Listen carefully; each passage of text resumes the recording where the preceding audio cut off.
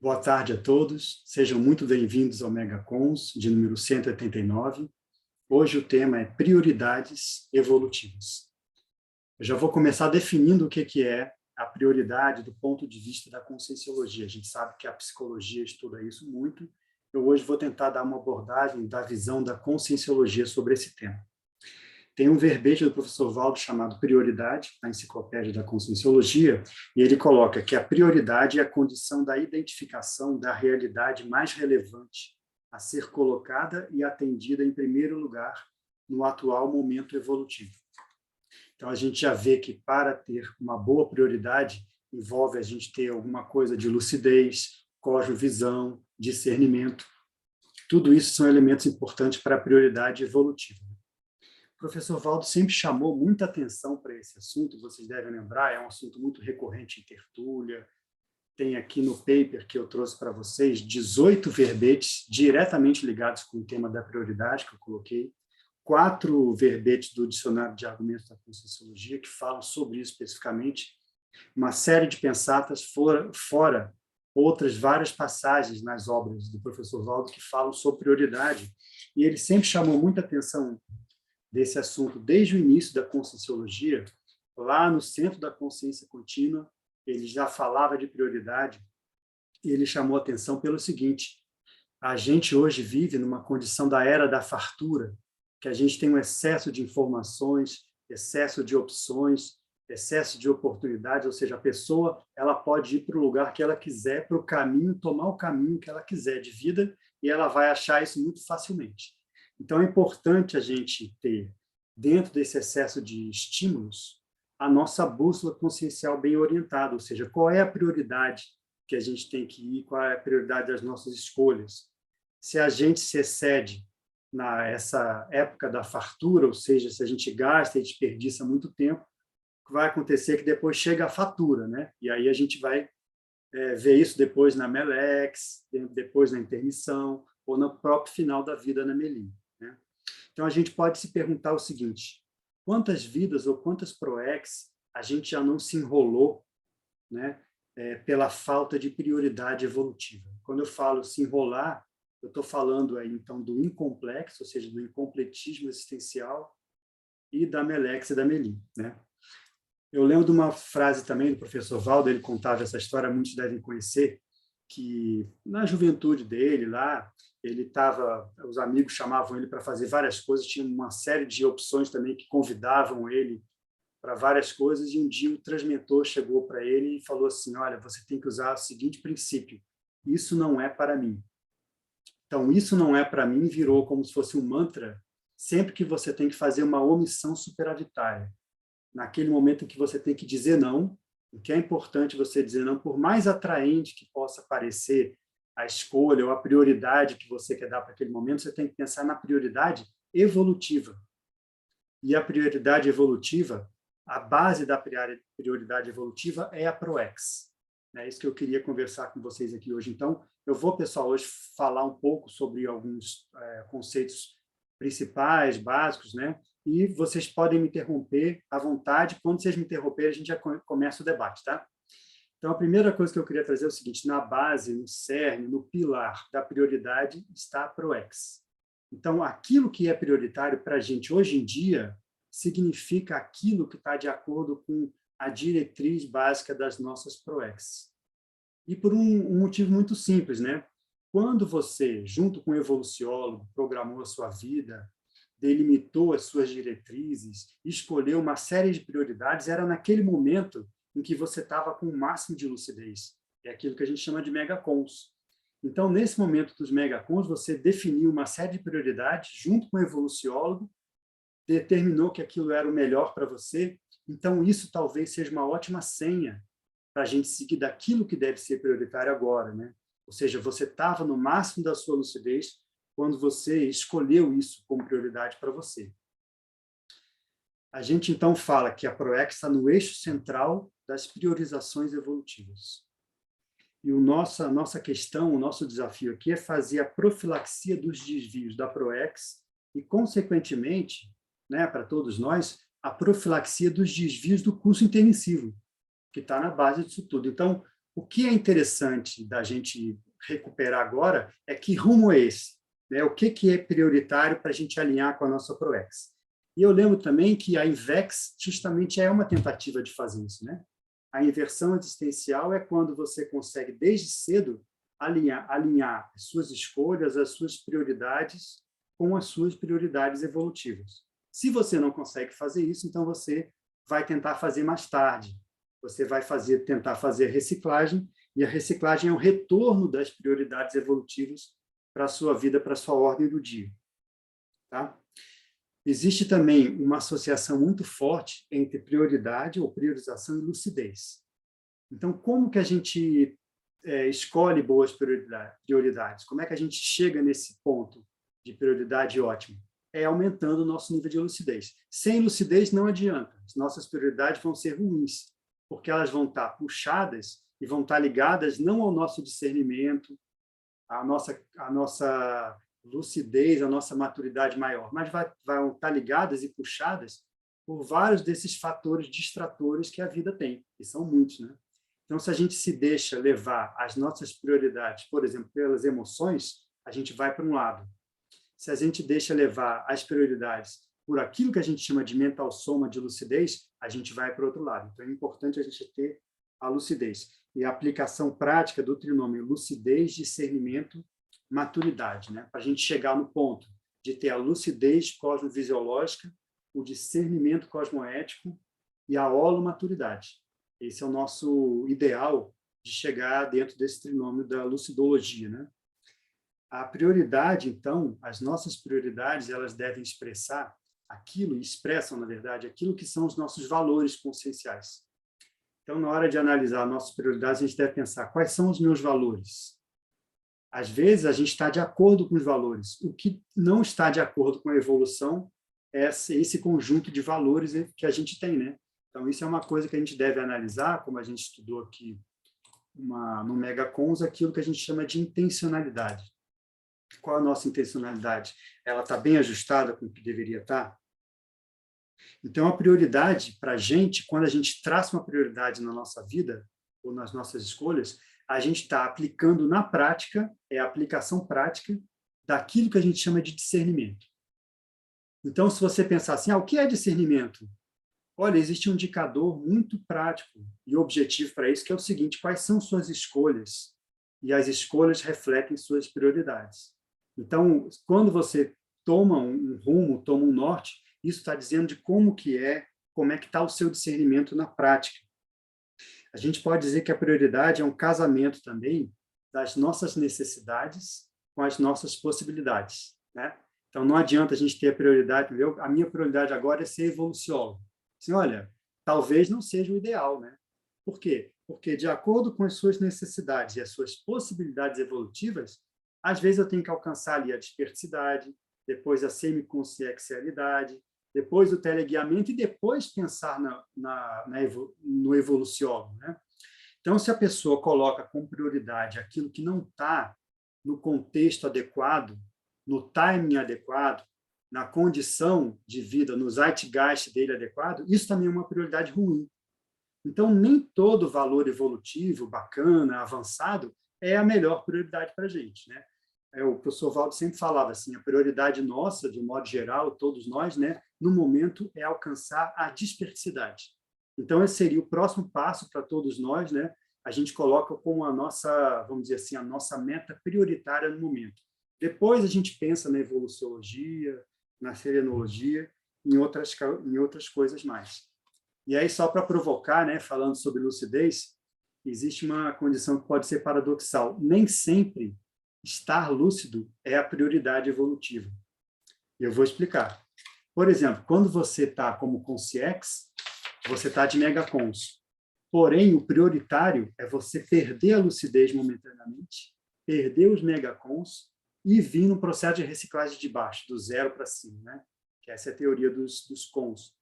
Então, ali, naquele momento, o que é importante é o seu aprendizado, as suas reciclagens. A lucidez vai vir depois, com a idade. Não é interessante esse processo da ressoma? Como que você admite perder a lucidez de um jeito desse tão grande? De chegar lá de 100 e passar para quase nada, né? Uma outra condição em que a prioridade é outra é quando você é infiltrado. Eu lembro muito do caso lá do exemplo do professor Valdo, que é um exemplo didático para a gente pensar, do caso do Sebastião Caldas, né? E que naquela condição de vida, a lucidez dele talvez não fosse a máxima. O parapsiquismo dele talvez não fosse aquele parapsiquismo que ele tinha para expressar. É uma condição nitidamente a menor. Porém, naquele momento era prioritário que fosse assim. Naquele momento, o parapsiquismo ficou em segundo plano, a própria lucidez dos megacons multidimensional de vidas passadas ficou em segundo plano, em face de um trabalho de uma ProEx prioritária a ser cumprida, né? No caso, uma Max ProEx, que talvez envolva uma condição mais avançada. Então, a prioridade ela é um tema avançado, e não basta você dizer que a prioridade é ser lúcido, tudo depende do contexto, e a gente tem que analisar cada caso. Tudo bem, pessoal? Quem quiser falar pode me interromper, tá? Que aí eu vou falando, enquanto isso eu vou continuando aqui. Existe uma condição da prioridade também, né? Que é que ela é dinâmica, ou seja, ela não é uma só. Você não determinou uma prioridade lá no intermissivo, por exemplo, e agora essa prioridade é a sua ordem do dia, todo dia. Não, depende, por exemplo, enquanto você é uma criança, você é lá uma criança indefesa, lá pequena, a sua prioridade é sobreviver, é aprender o básico. Depois, a gente sabe que a própria ProEx ela tem algumas divisões. Por exemplo, existe a divisão da fase preparativa da ProEx, existe a fase executiva da ProEx. Em cada momento da sua vida, a prioridade é uma. A primeira fase preparatória da ProEx, por exemplo, a sua prioridade é você conseguir se qualificar para ter uma carreira, você conseguir segurar o seu pé de meia, você se aculturar, ou seja, você está acumulando.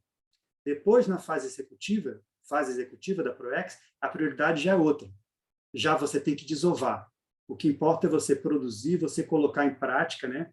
Então, a gente pode dizer que primeiro você infla, para depois você desinchar em termos de produção e de produção de GESCOM, né? Consciencial. Então, a prioridade ela muda ao longo da vida.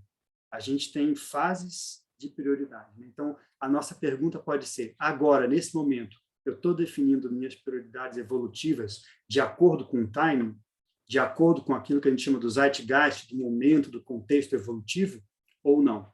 A gente não pode, né, pessoal, nem estar atrás, por exemplo, você ser adulto e estar com prioridade de adolescente, e nem à frente. Você está na fase preparatória e já está jogando todas as suas fichas numa fase posterior.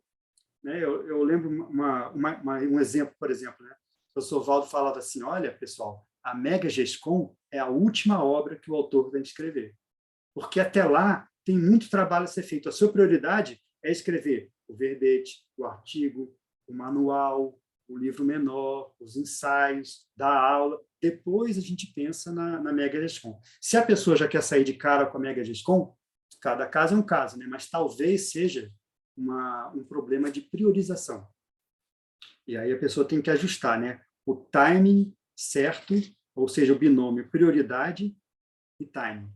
Aquilo que pode ser prioritário mais à frente na sua vida, hoje em dia, é supérfluo, não é prioritário. Então, isso é muito interessante para a gente pensar como que a gente tem que estar sempre atilado nas mudanças evolutivas. Por outro lado, a gente também não pode perder o timing das prioridades, ou seja, aquele momento certo, a hora certa, a confluência dos fatores para você fazer alguma coisa pode ser, num determinado momento, que faz com que aquilo é a sua prioridade. Então, vamos supor que a pessoa está lá com tudo para ser professora de Conscienciologia. Naquele momento está tudo certo. Ela estudou, já escreveu, a vida dela está mais ou menos ok, e aí ela fica postergando essa decisão. Isso é falta de prioridade. Às vezes a pessoa também está muito já assentada na Conscienciologia, nos trabalhos assistenciais, a vida dela está mais ou menos assentada e ela posterga o início da TENEPS. É perda de prioridade também. Tá? Agora, não é perda, às vezes, né, depende da pessoa, mas talvez não seja agora o momento de investir no FIEX, porque ela tem que dominar a TENEPS dela durante um tempo. Né? Então, isso aí são prioridades, a gente tem que adequar a gente com o nosso time. É claro que o top disso tudo, top desse momento, do alinhamento da prioridade com o timing, é aquilo que a gente chama de autotaquirritmologia, né? Taquirritmia. Ou seja, você está sempre em cima do lance. Você consegue mudar de bloco rapidamente. Quando você percebe que as variáveis do seu contexto mudaram, você rapidamente realinha as suas prioridades e você vai atrás. E eu lembro sempre dessa condição, por exemplo, da própria Reorbex, né? A gente pensa que só a gente se interessa por prioridade, mas olha só a questão da Reorbex, como é. Primeiro era a China, depois a prioridade mudou para a África. Não quer dizer que a Reorbex tenha acabado nos outros lugares, mas a prioridade, o foco, o mega foco prioritário da Reorbex como um todo mudou para a África, né? Então é um realinhamento de prioridades também. Tem aquela experiência do Sursum Consciência também, que é uma reunião, né, de cúpula da Reorbex para realinhar as prioridades da Reorbex. Então isso tudo acontece de uma forma muito dinâmica e você vê a consciência, o agente, quanto mais avançado a gente fica na escala evolutiva, mais rápido a gente consegue fazer essa mudança de prioridades. A gente não fica parado, nem fica estacionado. Ok? Posso continuar? Então, vou continuando, hein? Se quiserem me interromper, podem falar. Posso Pode perguntar? falar. Claro. Então, professor, eu tenho uma curiosidade. Você falou que deu um exemplo aí que muitas vezes na ressoma há perda de lucidez, né? Que a pessoa, ou a consciex, ela ressoma para perder a lucidez, para depois lá na frente, com maturidade, adquirir megacons. Foi isso que você falou? Basicamente isso aí. Foi. Então, minha pergunta é o seguinte, minha curiosidade, né? Por que tem tantas consciex que não querem ressomar? É por medo de perder essa lucidez ou falta o quê? Ou acontece só com os réus ou também com o intermissivista, esse medo da ressoma? No O caso que eu aí, já vejo englobando a assim, Helvex também. não, é tudo, né?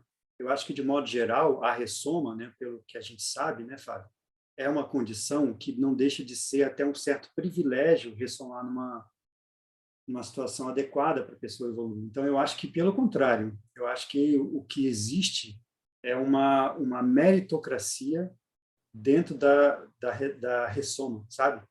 Aonde que você vai ressomar, com quem você vai ressomar, a condição que você vai ressomar, a consciex, ela tem que ter um certo merecimento que para a gente significa saldo da ficha evolutiva pessoal para poder entrar dentro da ressoma.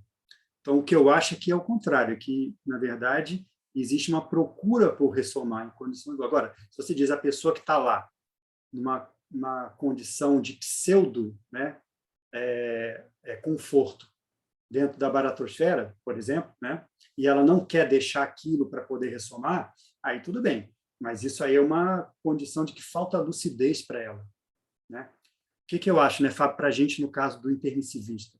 O intermissivista, quando chegou no curso intermissivo, viu aquele panorama da situação própria dele, da ficha evolutiva pessoal, tudo que ele devia, tudo que ele deixou para trás que ele não sabia, não tinha lucidez, e aí começou a ver como que ele poderia mexer as peças do tabuleiro para poder melhorar a situação dele. A urgência era querer ressomar o mais rápido, sabe, para quem tinha condição. Então, eu acho que existia ali vamos dizer assim, uma vontade de ressomar o mais rápido possível para poder aplicar as coisas do curso intermissivo. E é claro que não é todo mundo nessa situação. Teve muita gente, por exemplo, que postergou a ressoma no curso intermissivo, pelo contrário, porque tinha ainda muita coisa para fazer. Né? Tinha muita coisa para ajustar, então a pessoa também quer vir para a ressoma com a consciência mais tranquila. É aquele estado quase de um pouco mais de libertação, né? Então ela Estava já com o vem rabo mais tranquila. preso. Tipo, eu estava com o Exato, rabo rabo preso preso demais. ainda. Tem naquela Demais. tertúlia Localização do professor Waldo que ele fala Exato, sobre isso. Perfeito, 888, uma excelente tertúlia.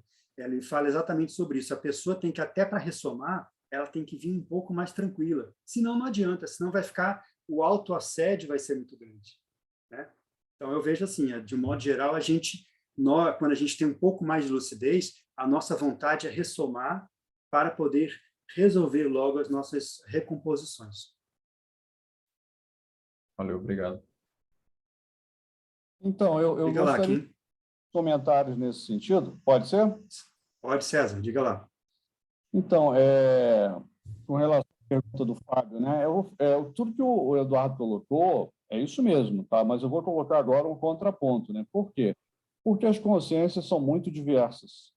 têm sentimentos, emoções, racionalizações muito diferentes, situações muito diferentes, né? Então, de fato, muitas consciências extrafísicas, na hora de ressomar, elas ficam com medo mesmo, por vários motivos.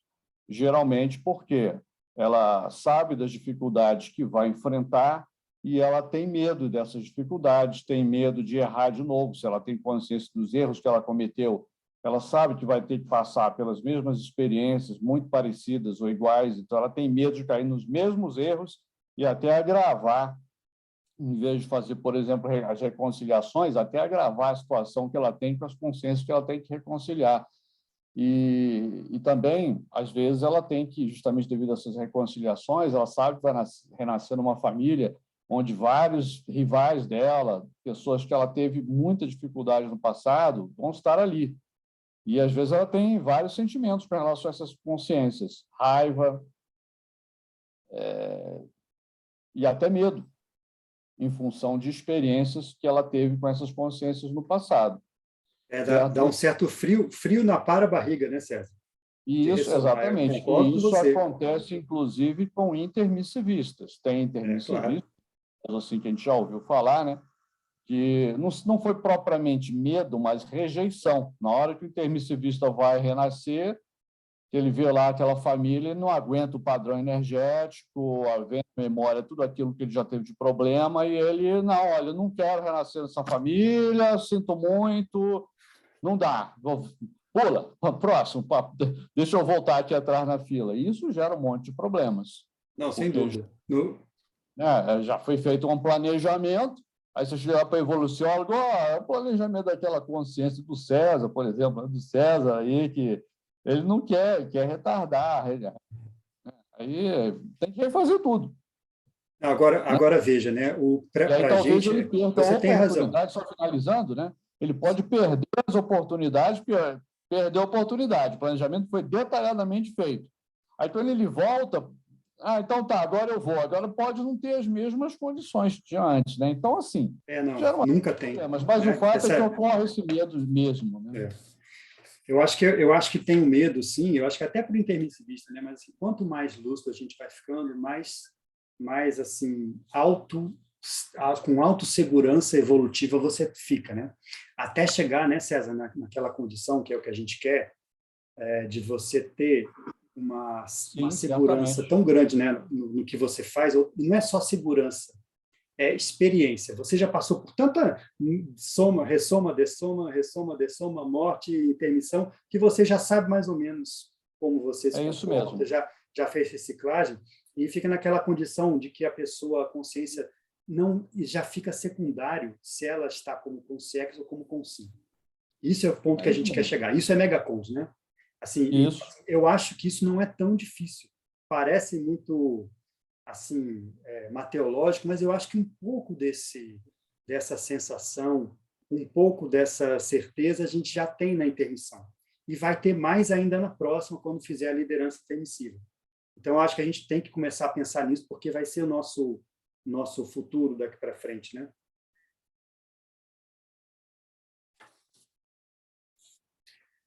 Vamos lá. Marcelo? Oi, Eduardo. Oi, Marcelo, tudo bem? Oi, tudo bem, obrigado. É o seguinte, quando falam de obra-prima, de mega GESCOM na Conscienciologia, para mim, até agora, pela minha experiência atual, soa muito como um mito. É um mito da obra-prima, mito da GESCOM, porque até agora, com 2 livros publicados até o momento, eu não considero muito dessa maneira, porque, por exemplo, no meu primeiro livro, eu não quis fazer um teste, um experimento, para só depois lançar a obra-prima. Quando eu escrevi o meu primeiro livro, A Consciência Multifacetada, eu dei tudo de mim.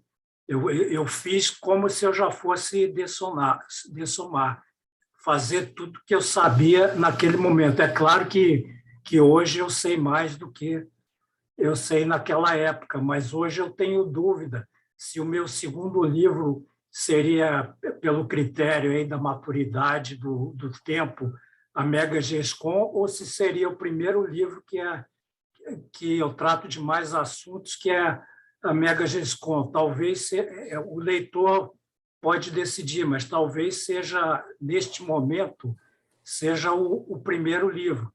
Então, eu admito que possa haver casos assim, de a pessoa escrever livros, são como que rascunhos preparando para a obra-prima, mas eu só acho um problema a generalização. Se quiser generalizar, a pessoa pode generalizar, só que eu não faço isso. Não, a sua ponderação é muito pertinente, você tem toda a razão, né? A gente, quando escreve, a gente escreve como se fosse dessomar amanhã. É. A gente não deve guardar nenhuma carta na manga, porque sabe lá se você vai ter manga amanhã, né?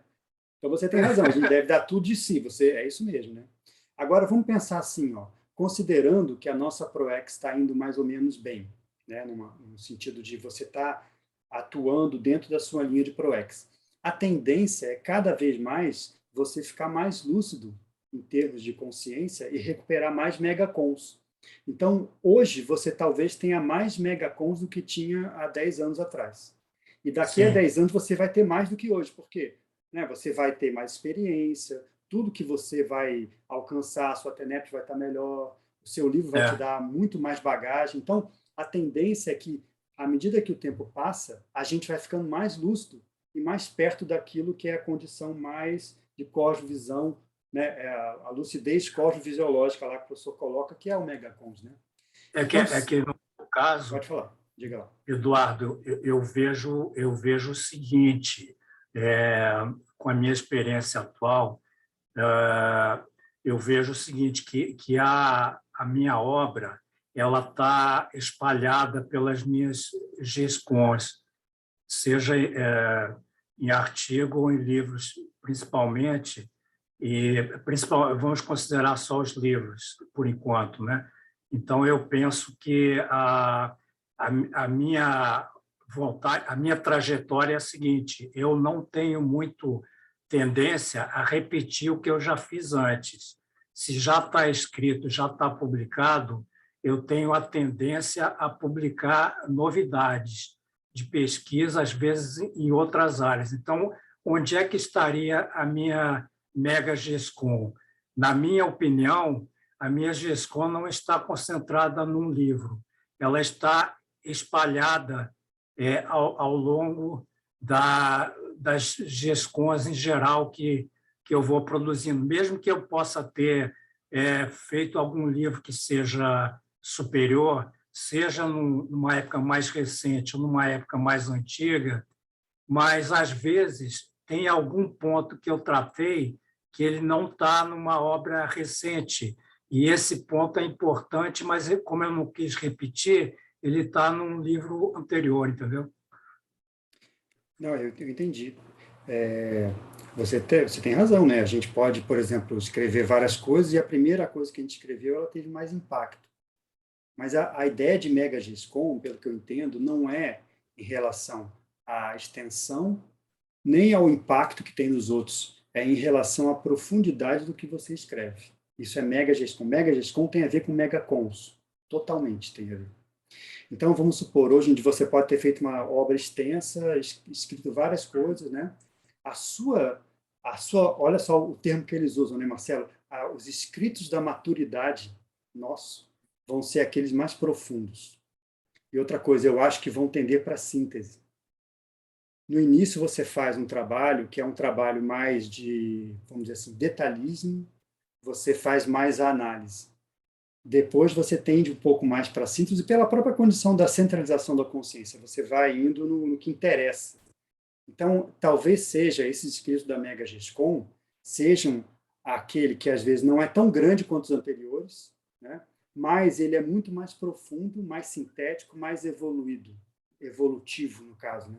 Se a gente for pegar o Valdo, por exemplo, olha o Valdo, você vai olhar o Projeções da Consciência, assim, nossa, isso é Mega GESCOM, Projeciologia, isso é Mega GESCOM, uma obra, né, que é a melhor dessa área, super extensiva, detalhista, analisou tudo. E aí depois vem os 700 experimentos, né? Estou pegando só as obras grandes, que aí coloca a projeciologia como uma subdisciplina da conscienciologia. E aí depois você fala, nossa, agora sim, agora é o top, esse é o top. Aí depois vem lá o Reurbanizados, em que ele faz um balanço da Reubex, a conscienciologia vira um capítulo da Reubex. E aí depois você fala, agora foi. Aí vem a enciclopédia da conscienciologia. Né? Aí fala assim, não tem nada que possa ser maior do que a enciclopédia da conscienciologia. Aí fala assim, olha, pessoal, agora eu vou colocar a experiência do Zéfiro aqui dentro do dicionário de argumentos da conscienciologia de uma forma mais solta. Eu não estou nem aí mais para o template, para a plataforma, né? Eu quero colocar a experiência solta do Zéfiro. E aí depois fala, bom, agora deu, né? E aí vem o léxico de autopensatas, que são as sínteses evolutivas. É isso que eu estou falando. Que aí, às vezes, a gente pega uma pensata aqui e fica estudando o megacons inteiro em cima de uma pensata.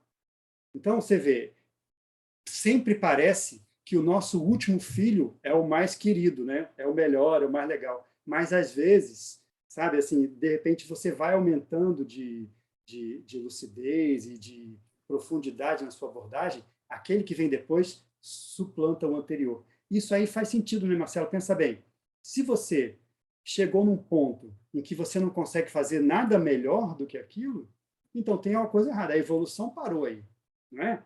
Assim, o próximo ele tem que ser melhor em termos de conteúdo, né? Não estou falando em termos de forma. Então, assim, é só uma forma da gente ver a Mega GESCOM, né? Eu acho que Mega GESCOM tem total relação com megacons, com a expressão escrita dos megacons da pessoa. Mas podem falar, pessoal, podem dizer o que vocês pensam aí. Eu quero fazer mais um comentáriozinho também. Marcelo, eu concordo com você, certo? Eu acho que o que o Eduardo falou tem toda lógica, perfeito. Eu acho que, em muitos casos, vai ser assim mesmo. Mas, novamente, aquela questão, como as pessoas são muito diferentes, as experiências são diferentes, as necessidades são diferentes, os projetos são diferentes. Então, pode ser que não seja assim. Pode ser que a pessoa escreva muitos livros. Qual foi a mega gestão dela? Talvez não tenha assim uma mega gestão caracterizada, mas com certeza todos aqueles livros, se foram livros pró-evolutivos, conscienciológicos, por exemplo, com certeza todos eles ajudaram no processo evolutivo dela. Quero lembrar aqui o seguinte: existe um estudo científico que foi feito aí com os físicos. Então, foi constatado que a maioria dos físicos que fazem grandes descobertas, que fizeram grandes descobertas, trouxeram grandes contribuições, eles fizeram isso quando eram muito jovens, na casa dos 20 e poucos anos. Certo? Depois disso, eles só ficaram aparando lá as arestas, complementando o trabalho. Certo? Então, é justamente o caminho contrário dessa mega gestão. Né? Quer dizer, o camarada veio porque talvez naquele momento ali tenha sido feito um grande investimento nele, certo? Pelos amparadores, por causa do curso intermissivo dele, ali jogou tudo ali. E depois é só o aparar de arestas. Aí já é a vez de outro chegar lá na frente e complementar. Então, acho que essa questão é muito complexa, merece muitas considerações. Não, você tem razão, né, César? Por exemplo, assim, é claro, né, se você pensar como a consciência é complexa, deve ter vários tipos de casos, né? Deve ter caso do cara que escreveu a Mega GESCOM no início, outra coisa que eu estava pensando. Deve ter casos, por exemplo, de Mega GESCOMs complementares, que não é uma. Às vezes a pessoa escreveu uma série de livros e aqueles, no conjunto, formam a Mega GESCOM, ou seja, um depende do outro, né? Essa condição dos cientistas, eu também sempre li sobre isso, também é verdade, né? Vários deles, né? Newton, o próprio o Galileu, todos eles escreveram e fizeram suas descobertas, o próprio Einstein, né? Fizeram suas descobertas mais importantes num período mais novo e depois não conseguiram manter aquele nível. E aí talvez esteja a diferença entre o cientista que a gente chama de eletronótico, aquele que tem um paradigma fisicalista, e aquele pesquisador da consciência, né? Por quê? O problema deles era a heurística, era descoberta, não era maturidade. No nosso caso é um pouco diferente. Então, assim, a nossa inteligência não está só no sentido de você pegar rápido, de você fazer aquela descoberta que muda tudo. às vezes está nessa questão que eu estou falando, da sua maturidade, no sentido da profundidade da abordagem. E que, às vezes, né, César, vamos supor que você faça um livro lá, na sua, né, quando você ficar mais velho, que seja sua Mega Gescom. Às vezes ninguém vai reconhecer como Mega Gescom, mas é para você. E outra coisa, é tão profundo que às vezes o pessoal não pescou na hora. Vai pescar depois. Ou mesmo você vai chegar na outra vida e falar assim, nossa, esse livro aqui, aí sim eu estou me vendo como, né, assim, a expressão melhor do que eu sou. Aqueles outros não, aquilo lá é ciência, pesquisa, sei lá, né? Ou então às vezes o cara teve um insight, como você falou, foi do amparador, mas a Mega Gescom tem a ver com essa coisa de você acessar megacons mesmo, né? Então, assim, você lembrou bem, você me fez pensar nisso. Talvez essa seja uma diferença entre a abordagem da ciência convencional e da conscienciologia. O nosso processo aqui é de evolução consciencial e não de evolução apenas das descobertas, né? Sabe? É um pouco diferente, né? Diga lá. Sim, vou aproveitar isso que você falou e veja só, nesse sentido, já que a gente tem a possibilidade de raciocinar dessa maneira, é possível que a gente venha a colocar a megagestão como mais uma prioridade, como mais uma meta evolutiva, certo? Coisa que, de outra maneira, a gente não pensaria. E ela pode ser um propulsor para a gente criar novas obras e, de repente, chegar lá. Né? Então, nesse sentido, refletir nisso, não, peraí, olha, eu acho que eu consigo fazer melhor, consigo fazer algo mais profundo, eu consigo fechar tudo que eu fiz aqui numa coisa, né? Como você falou. Nesse sentido, pode ser realmente um propulsor da evolução, mais uma técnica evolutiva. Não, às vezes a Mega Gescom, ela é a sua obra de autorrevezamento. Você escreve para você mesmo para passar o bastão para a próxima vida. Isso não tem nada a ver com os outros. Não tem nada a ver com os outros. Isso aí é seu. É auto-Mega Gescom. Assim, uma coisa é o impacto que isso provoca, isso é verdade, né?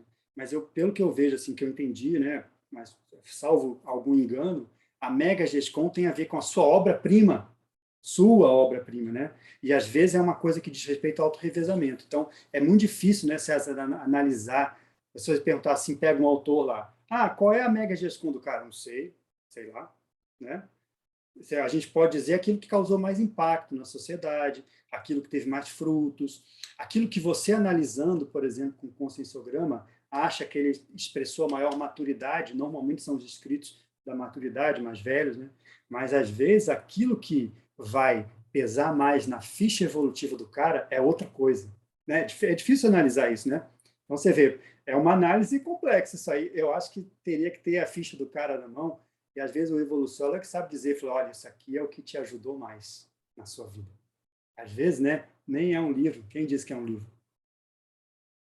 Sei lá. Vamos lá.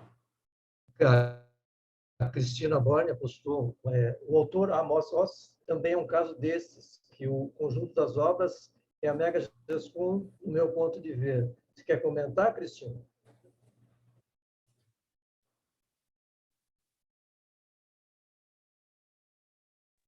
Oi. Eu gosto muito desse autor, eu acho que ele fala muito bem sobre os processos de fanatismo, os processos também da Palestina, né? E eu acho que ele vai trazendo obras, contos na história dele, e no final ele vai fechando aí com esse processo do fanatismo, pelo que eu conheço do autor, né? Então eu acho que o conjunto das obras dele que diz, né, sobre o processo todo. Então, no meu ponto de ver, sim, as obras dele, o conjunto das obras é uma Mega Gescom, porque faz a gente refletir muito, né, sobre o processo do fanatismo e outras questões também. É isso. Não, você tem razão, Cris, você tem toda a razão.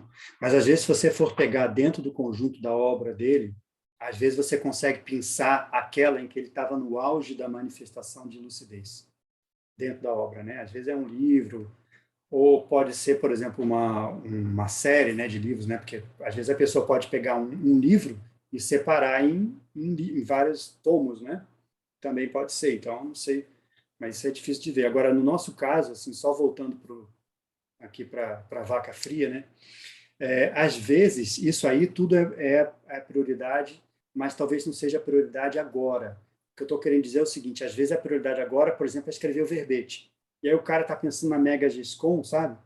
Às vezes o negócio é agora escrever uma coisa, uma meta mais próxima é a prioridade. É a mesma coisa da dispersidade. Agora é a dispersidade. Ah, e se o cara não faz TENEP? Então a prioridade é TENEP, não é dispersidade. Entende? Cada um sabe do seu processo, né? E, Eduardo, e essa questão assim que você trouxe sobre qual que ajudou mais, né? Eu penso que tem a ver com os ganhos evolutivos, né? Talvez uma obra assim de bastante impacto que tenha ganhos evolutivos tanto para o autor quanto para os leitores, né? Eu acho que isso daí é uma coisa que me faz refletir muito, sabe? Se você tem ganho para o leitor, esse ganho do leitor reflete na liderança intermissiva do autor depois, né? Que o Valdo chama de colheita intermissiva. Aquilo que você plantou em termos de tares, de verpom, de trabalho, de exemplo, que seja, você depois vai colher, é a colheita intermissiva. Então isso vai tudo reverter para você, né? Reverter, por exemplo, no seguinte sentido: se você escreve um livro lá, né? Como você que está estudando a parte dos cicerones, né?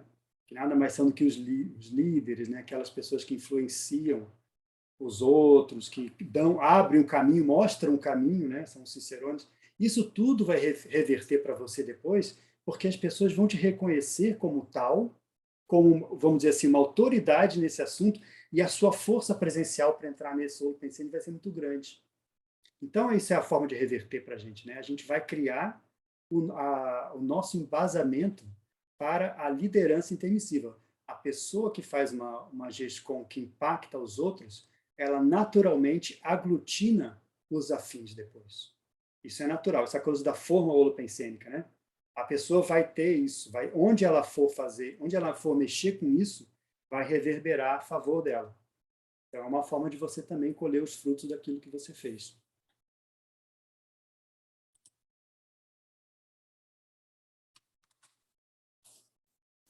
Mais alguém, pessoal? Eu tenho, se ninguém for falar, eu quero falar o seguinte, uma coisa muito importante, né? E aí o John está aí, vou pedir para o John falar, hein, John?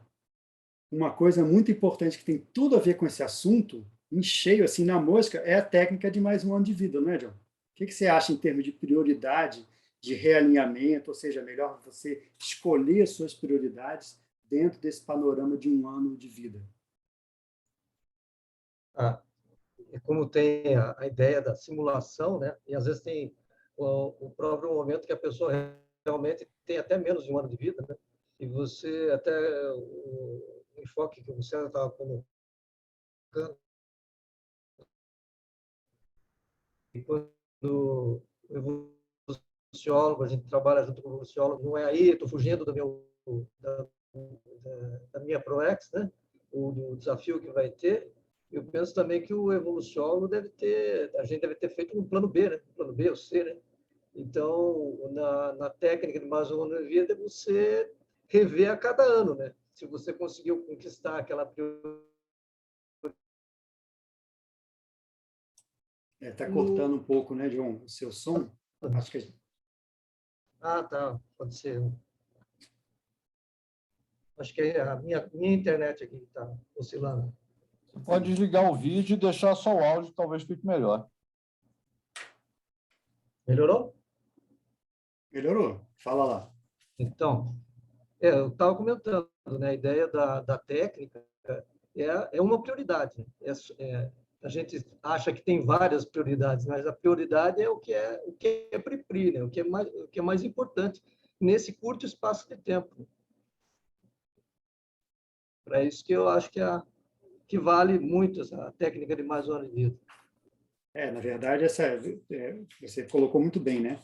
A técnica de mais um ano de vida é um espaço para você refletir, é autorreflexão sobre suas prioridades, né? Nada mais do que isso, né? E, é claro, colocar em prática, que é isso que a gente fala aqui, vamos dizer, a escolha das prioridades e tem depois, né, John, colocar em prática, e aí você tem um ano para fazer isso, né? dentro da técnica, que é colocar em prática a teática das suas prioridades, né?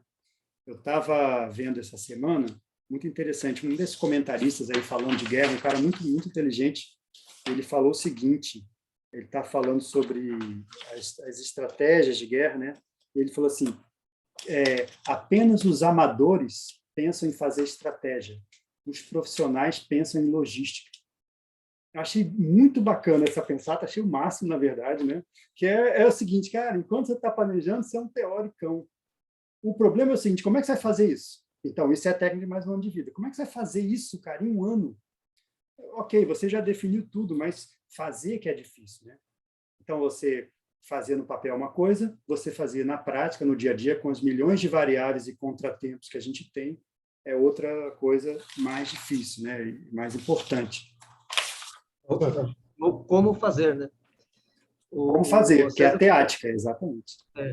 o César colocou aí o caso da Bárbara Ciotto, né, que é muito interessante esse livro aí, e também foi um dos que utilizei nos anos da técnica aí. Fantástico.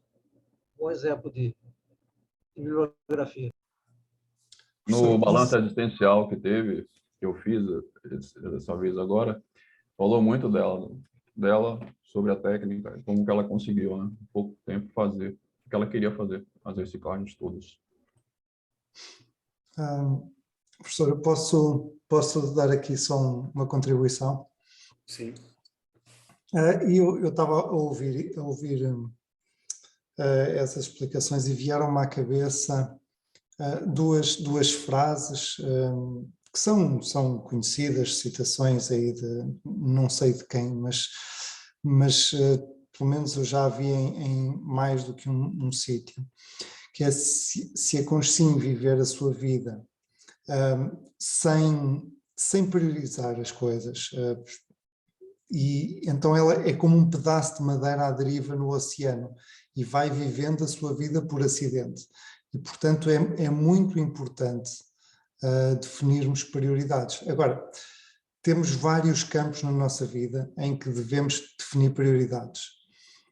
Temos desde o campo emocional, o campo financeiro, o campo multidimensional, o campo energético, tantas coisas que nós temos que priorizar dentro de cada campo.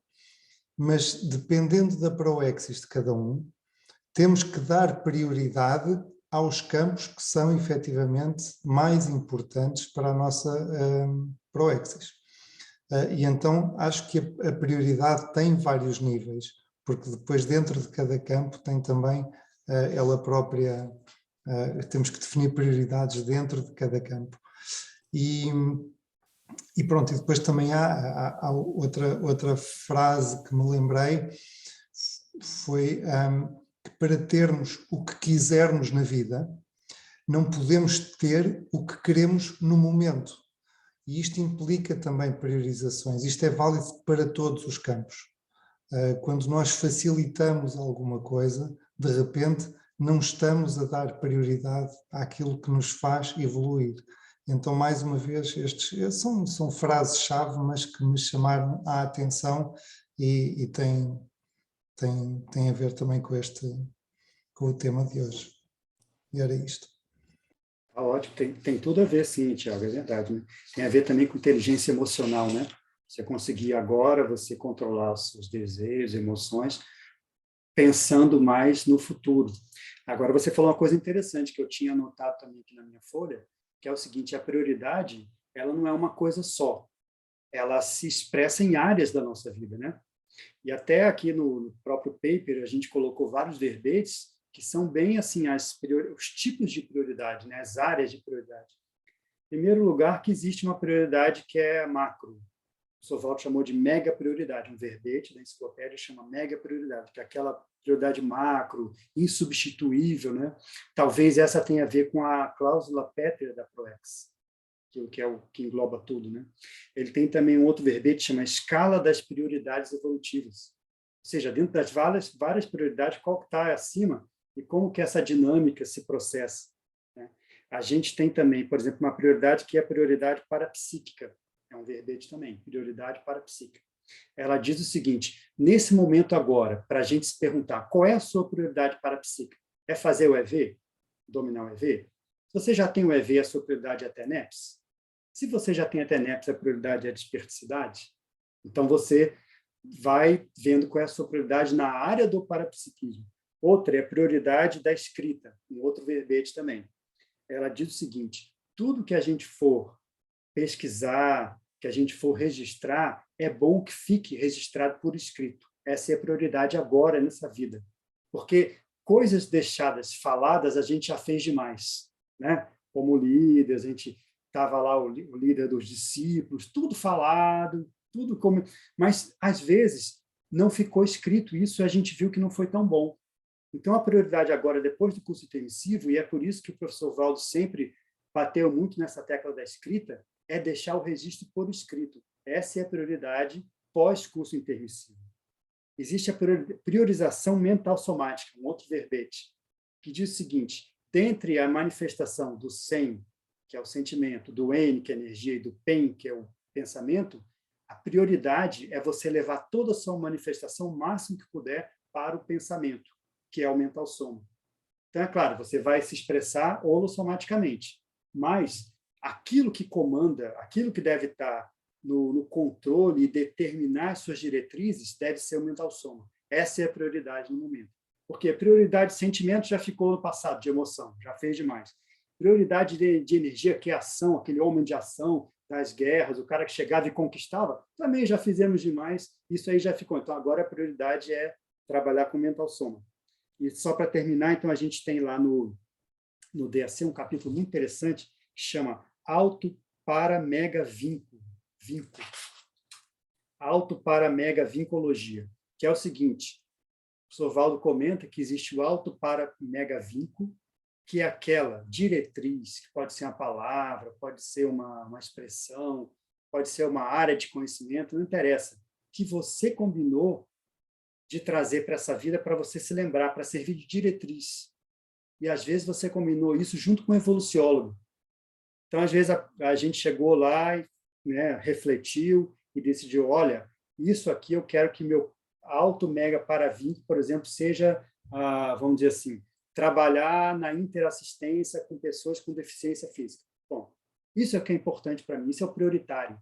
Isso é o que está na minha ficha que vai me ajudar mais. Então, eu vou marcar isso, isso vai ser um vínculo para mim, um vínculo mnemônico na minha vida. Isso vai me orientar nas minhas diretrizes, nas minhas prioridades. Então, esse é o tipo de senha, né? Esse tipo de senha que a gente definiu com a gente mesmo e com o evoluciólogo, o professor Valdo chamou de auto-mega para vínculo. Então, isso é uma diretriz, é uma prioridade evolutiva. Se a gente consegue lembrar, se a gente consegue recuperar, isso aí dá uma super pista para a gente das nossas prioridades. E uma coisa que ele comenta nesse verbete do DAC, que é bem interessante, teve até um círculo sobre ele, só sobre esse assunto, círculo mental somático, que é o seguinte: às vezes a gente já teve vários insights na nossa vida sobre isso, porque isso é importante, né? É o vínculo, né? Às vezes você já teve projeção e não associou. Às vezes você já teve insight de amparador, não se tocou disso.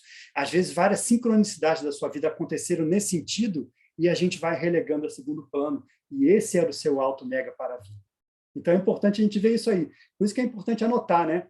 Aí você fala assim: poxa, eu estou tendo projeção em que eu estou atendendo lá o pessoal com deficiência física. Sempre chega para mim pessoas que também têm a ver com esse negócio, né? E tal. O que eu leio é isso, o que me causa repercussão é isso. Isso aparece na minha TENEPS, opa, isso pode ser um mega paravínculo para você. Então, isso vai determinar suas diretrizes e as suas prioridades evolutivas. Eu estou falando isso porque é importante para a gente pensar, né?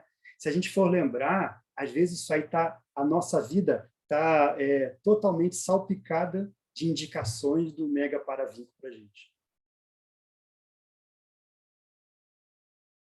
Vamos lá. César.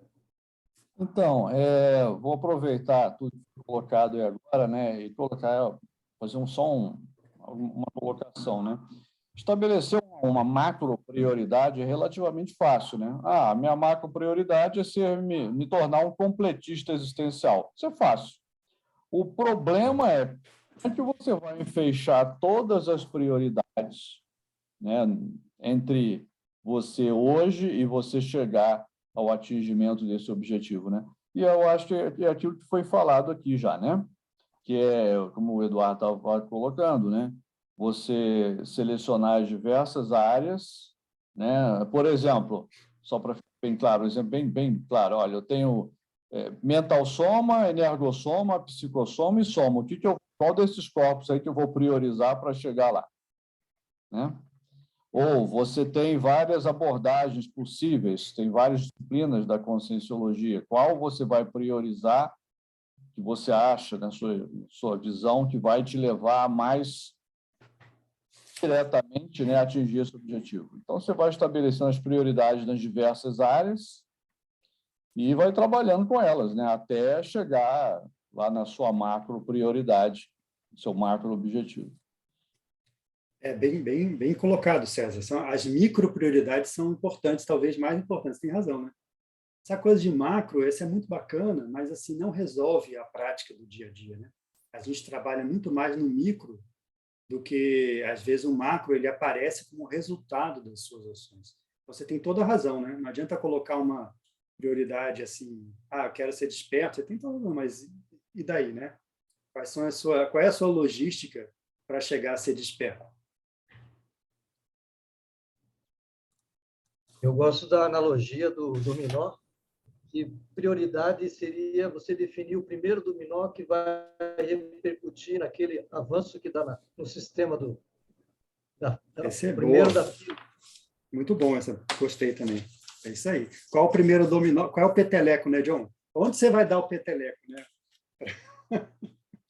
Essa é a pergunta correta. É isso aí. Foi boa, isso foi boa. Essa é boa, né? Eu lembro sempre de um exemplo também que davam lá no início da Conscienciologia, nos cursos, lá no P1, que ele falava o seguinte: você está no avião, e aí tem aquela queda de pressão do avião, cai a máscara de todo mundo. Qual a prioridade? É você assistir a pessoa do lado ou você usar a sua máscara de oxigênio? Né? Vocês lembram disso, né? Todo mundo que fez CIP lembra dessa história. E é claro que por paradoxal que seja, né? Parece que é uma coisa egoísta, mas a prioridade é primeiro você colocar a sua.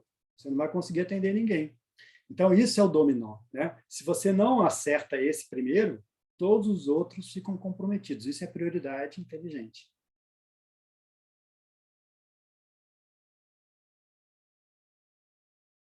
Uma outra coisa também, um outro exemplo, né, quando vocês pensam aí, é o seguinte: a gente estudou na semana passada sobre família consciencial.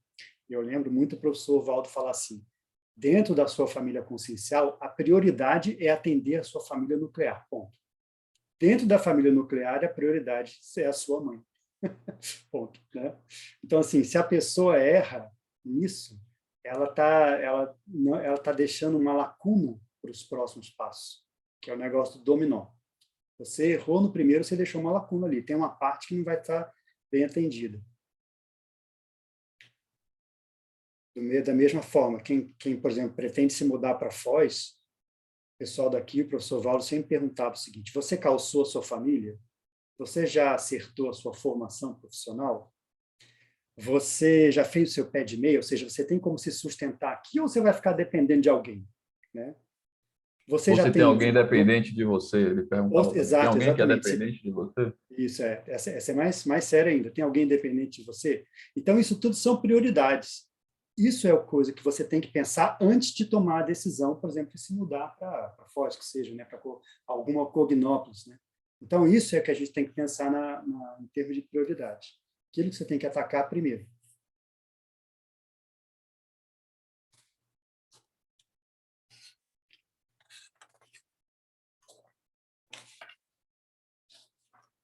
Posso falar mais? Se quiserem, vocês me interrompam, tá?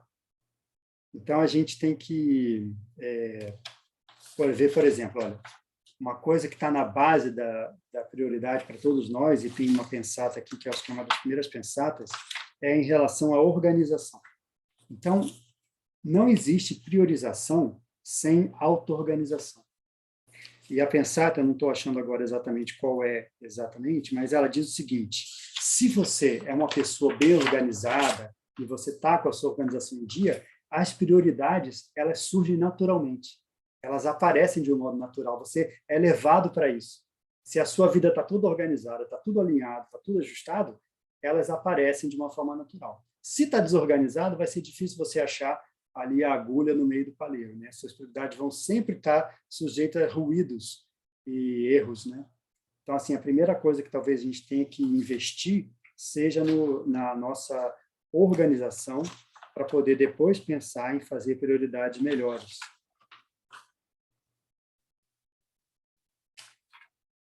Uma outra pergunta que a gente pode pensar é o seguinte, ó, as nossas prioridades mudaram de alguns anos para cá? E eu vou dizer que, para mim, mudou demais. Então, se você pensar assim, prioridade é uma coisa totalmente dinâmica, né? A gente não pode ficar engessado numa condição anterior e achar que ela permanece. Então, as prioridades têm que mudar. Então, se eu pensar assim, quando eu comecei a voluntariar, a minha prioridade dentro do voluntariado era uma, hoje em dia eu estou voluntariando em outras coisas, a minha prioridade é outra. Mudou completamente. E mudou tanto que, se eu fosse olhar para a minha pessoa hoje em dia do passado, eu ia dizer que eu ia estar louco, né? Então, a gente, às vezes, tem essa noção de que muda e, assim, não dá para entender assim, a condição atual sem você estar vivendo no momento. Então, a prioridade é uma coisa totalmente vivencial. A gente tem que chegar e ver, na situação que você está, o que é o mais importante, o que é mais prioritário agora.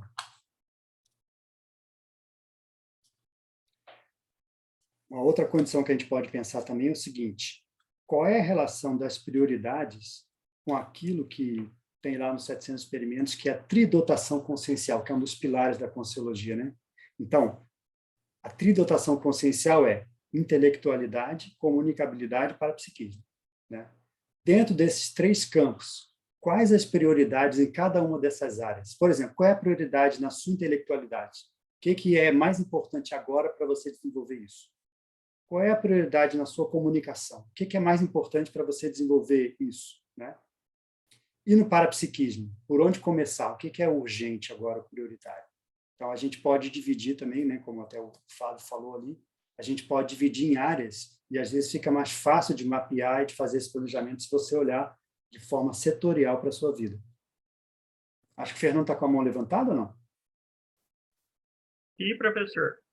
Diga lá. Essa questão da prioridade, eu estou achando interessante quando eu faço um mapeamento das sinaléticas na TENEP. Está vindo para mim umas respostas interessantes. Diga lá. Que dá tipo uma orientação. Eu acho que é devido à formatação do campo, né, a questão do amparo. Você tem uma diretriz e acaba tendo, de certa forma, assim, um abertismo consciencial das ideias. Você está falando da TENEPS, Fernando, é isso? Isso, na TENEP está vindo para mim, essa questão da prioridade. Ah, sim, não. Você tocou no ponto importante. A nossa visão de conjunto ainda é limitada porque a gente está numa condição limitada, né? A gente daqui, por exemplo, vê menos do que veria se tivesse projetado lúcido, vê menos do que o amparador vê, e etc., né? Então, talvez o melhor consultor, né, das nossas prioridades seja o amparador, aquela pessoa que pode dar a melhor dica para você, né? E, assim, é muito difícil, viu, pelo que eu vejo, assim, de modo geral, né? O amparador não chega para você e fala aquela coisa inteligível, não é uma clareaudiência quase fina, não é um efeito físico a comunicação com o amparador. A comunicação com o amparador, na grande maioria das vezes, ela está embutida no meio dos seus pensamentos, né, das suas reflexões, das suas sinaléticas, daquilo que aparece na mente, que você sabe que, de onde veio isso. Então, o nosso trabalho é saber separar no meio desse ruído que é sinal, relação sinal-ruído, né? Porque você vê, assim, é muito difícil de ter um efeito físico, do amparador chegar e ter um efeito de escrever alguma coisa, aparecer alguma coisa escrita, uma clareaudiência audível, né? Que ela pode ser, eu tenho muito efeito de clareaudiência, nasce na minha cabeça, mas ela veio na minha cabeça no meio de outros pensamentos. Eu sei que a Eu percebo mais pela intuição, professor. Exatamente. A intuição, ela também está no meio das suas próprias intuições. Então, eu estou falando isso porque esse é um assunto muito interessante de estudar e é complexo, né? Não é assim. A gente ouve, às vezes, a pessoa falar, o amparador chegou para mim e falou para eu fazer não sei o quê, para eu largar a minha dupla, para eu ir para IC tal. Cara, é muito difícil, viu, do amparador ter chegado e falado para você fazer isso. Então, veja bem que a gente está imerso numa rede de pensamentos e que a grande sutileza do parapsiquismo mental somático é saber diferenciar isso aí, né? Claro, depois de muitos anos... E para saber tem que ter muito autoconhecimento, né? Exatamente, tem que ter muita experiência. Depois de muitos anos... Quando eu comecei a ouvir, eu tinha que saber, no início era difícil, eu tinha que saber o que era seu, o que era das consciências. E é confusão que dá. É confusão, você tem E que saber o não que é faz seu. isso. Quem faz Não, aquilo que você amparador não falou é o faz isso. geralmente. Exatamente. Você fala, beleza, a clareaudiência foi um fenômeno real, quase físico. Agora eu pergunto, foi um amparador? Qual amparador? Tem certeza que foi um amparador? Porque tem que vir associado a uma série de sinaléticas, né? É um complexo, né? Uma frase falada no seu ouvido não quer dizer absolutamente nada. Você tem que associar isso com as outras percepções. Então, a gente separa clareaudiência, clarividência, mas ela está imersa numa série de coisas, né? Eu estou falando isso, Fernanda, porque é o seguinte, o amparador é a melhor pessoa para a gente trocar uma ideia. E trocar uma ideia parapsicamente é justamente isso aí. Você vai misturar, por que eu pareça, né? Você vai misturar os seus pensamentos com aquilo que vem de heurística do amparador. Assim, mas eu não sei exatamente, que não interessa. Se você está encapsulado com o amparador, o que você elaborou, o que ele intuiu para você elaborar, fica muito parecido, né? Assim, é interessante, mas é um diálogo que tende a um monólogo. Mas é um monólogo junto com o amparador. Então, assim, nesse momento, a gente pode definir prioridade, sim. Eu já tive uma experiência dessa muito interessante, em que eu tive uma clareaudiência e que até uma palavra, né, dentro de uma dinâmica que eu estava lá, e que até hoje isso está servindo para mim de prioridade, aquilo que eu tenho que fazer. Então, assim, isso aí, às vezes, realmente é aquele toque do amparador que faz toda a diferença.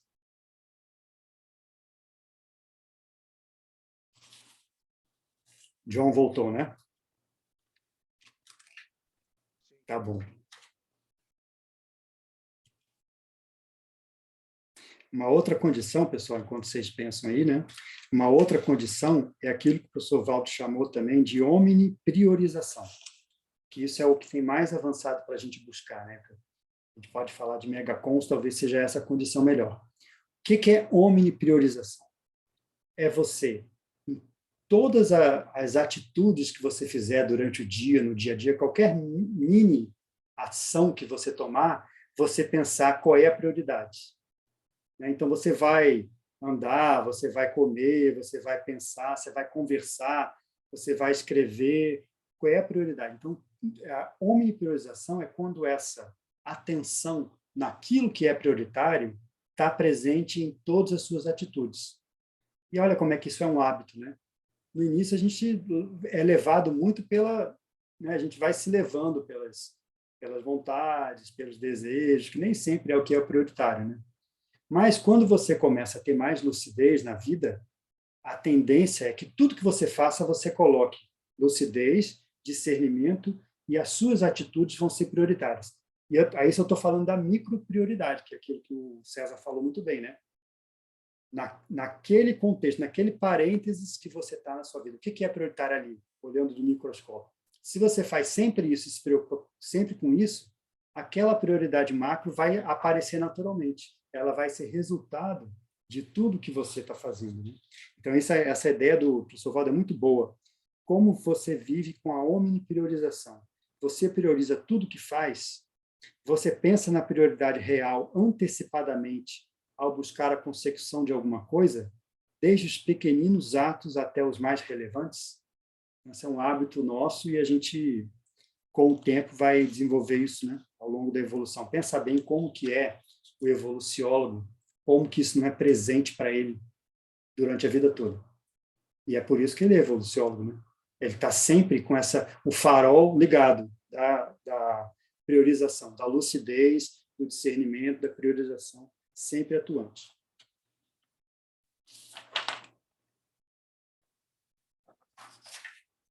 E aí, pessoal?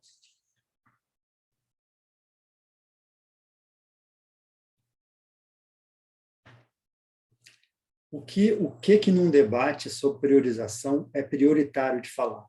A gente falou, então, sobre organização, né? A gente falou sobre lucidez, discernimento, são coisas prioritárias. Outra coisa prioritária que a gente falou é ProEx. Dentro do tema priorização, ProEx é talvez aquilo que o John falou lá, lembrou bem da PRI-PRI, né? PRI-PRI é aquilo que é primeira prioridade. Aquilo que você tem que colocar na frente de todas as outras. É a prioridade número 0, né? Que é o que você tem que colocar na frente. Então, todos esses temas não podem faltar quando você fala de prioridades evolutivas. Agora, é claro, né? O que faz a prioridade? A gente está falando de prioridade, mas eu estou falando de prioridade evolutiva. A prioridade evolutiva, às vezes, não é a prioridade do dia a dia. Às vezes, a gente tem que saber separar, né? O que é evolutivo, o que não é. O que parece ser prioritário, às vezes, não é a prioridade evolutiva. Isso depende de cada pessoa, de cada, vamos dizer assim, contexto evolutivo de cada um. Eu tenho a minha prioridade assim mais ligado à minha desperdicidade e à ProEx também.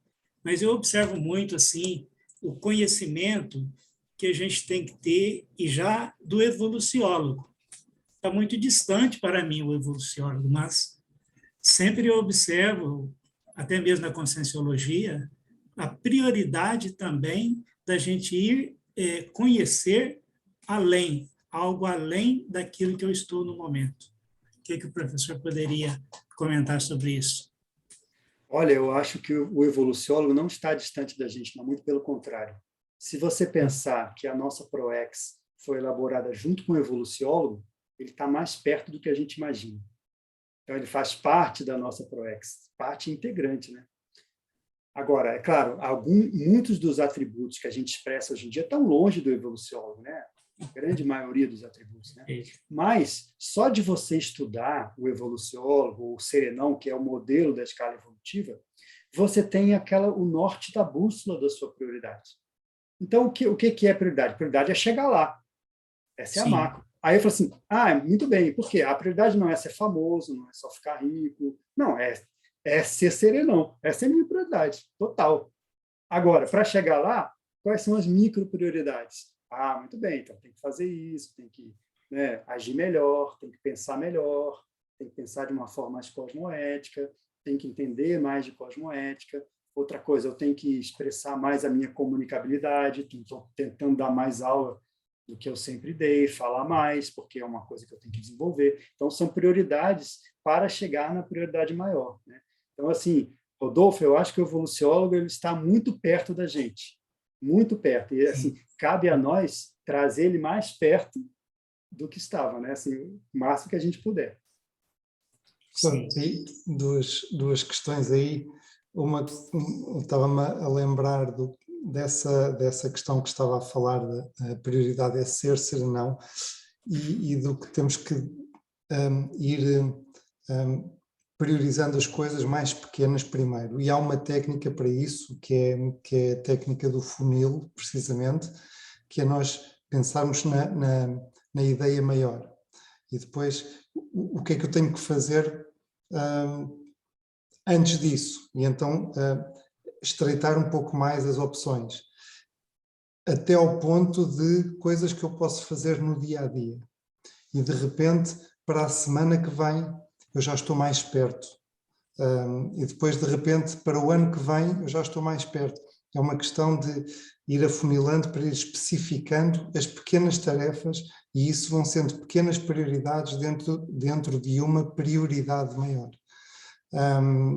Essa técnica é muito utilizada para a auto-organização e para empresas, para autoconhecimento, para uma série de coisas, mas aqui aplica-se muito bem. E outra questão que eu queria pôr ao professor era por causa do primeiro verbete da prioridade.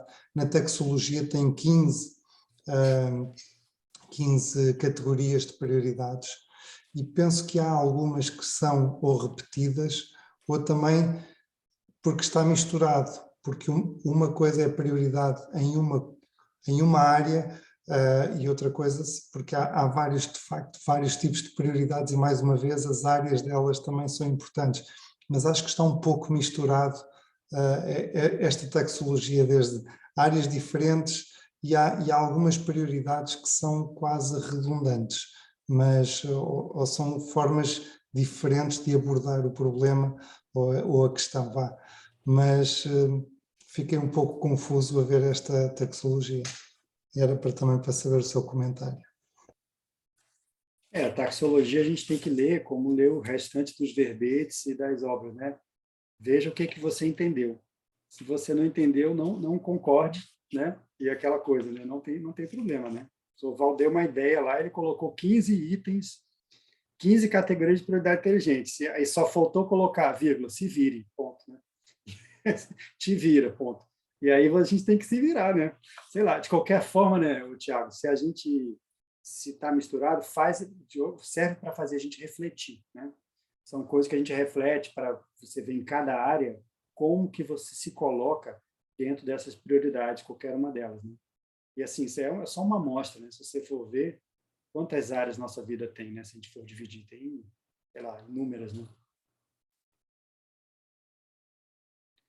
Agora, não sei se alguém quer falar, mas uma coisa só que eu queria lembrar é o seguinte: a gente tem que ver a relação da prioridade em relação aos nossos trafores. No seguinte sentido, os trafores que a gente já tem, eles estão sendo bem aproveitados como prioridade ou não, né? Então, tem muita coisa que é o trafora ocioso, tem coisa que a gente já tem, está com tudo na mão e não coloca isso como prioridade para usar. Então, são aquelas condições que a gente já tem facilidade, já tem as qualidades, já tem esses traços desenvolvidos e não expressa eles de uma forma assistencial evolutiva. Então, a gente tem que ver se a gente usa os nossos recursos, nossos trafores, os bens que a gente tem, patrimônio consciencial, tudo, né, com prioridade devida. É para a gente refletir, né?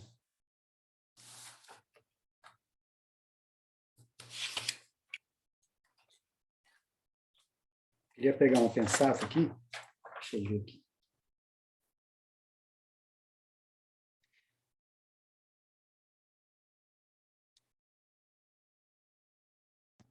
Olha só, autopriorização. Nem toda privação pessoal significa limitação da consecução proexológica. Nem toda privação pessoal significa limitação da consecução proexológica. Os aportes proexológicos mais relevantes são intraconscienciais ou com reflexos mais poderosos no micro-universo consciencial. Então, eu falei dos trafores, mas a gente não deve olhar só para trafor na hora de ver as nossas prioridades, né?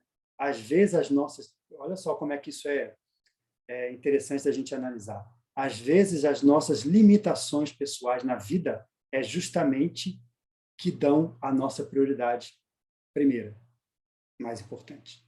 Então, vamos pensar. Você vê que é um assunto que é engraçado. Quando eu comecei a pegar para escrever, eu falei, o que a gente vai falar sobre prioridade, né? Meia dúzia de coisas, tal. Como tem nuance, né? Como tem abordagem que você pode fazer, como tem variáveis para analisar na hora de você definir o que é prioridário, o que é autorização para a gente. Um bom exemplo disso que você falou aí, um exemplo que às vezes o professor Valdo falava do reurbanizador, aquele lá da Alemanha. Ele não tinha, ele era oligofrênico, se eu não me engano, né? Sim. E ele, aquela condição dele, ele mesmo que escolheu para poder executar o projeto dele, não é isso? No caso do Serenão, assim, fica difícil a gente analisar o que é prioridade, infiltração, né? Mas, assim, no nosso caso, eu acho que tem muitas das condições nossas de limitações que a gente vê nessa vida que funcionam, viu, Fábio, como se fossem, assim, vou botar entre aspas, né? Macrossomas a menor.